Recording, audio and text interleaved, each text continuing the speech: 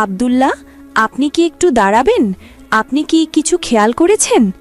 জি আম্মু, আমি দেখেছি রাস্তায় একটি কলার খোসা পড়ে আছে। আচ্ছা, আপনি কি জানেন একজন মুসলিম হিসেবে আমাদের কি এটা এভাবে ফেলে রেখে যাওয়া উচিত? অন্য কেউ তো এটাতে পা পিছলে পড়ে যেতে পারেন। আপনি ঠিকই বলেছেন আম্মু, আমি আসলে খেয়াল করিনি যে এটা অন্যের বিপদের কারণ হতে পারে। আম্মু, আমি খোসাটি সরিয়ে দিয়েছি।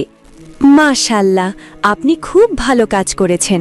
আমাদের নবীজি বলেছেন, পরিষ্কার পরিচ্ছন্নতা ঈমানের অঙ্গ, আর রাস্তা থেকে কষ্টদায়ক বস্তু সরানো একটি সদকা।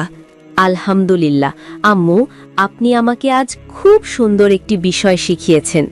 বন্ধুরা, আপনারাও কি আপনাদের চারপাশ পরিষ্কার রাখেন? মনে রাখবেন, পরিষ্কার পরিচ্ছন্নতা আমাদের ঈমানের অংশ।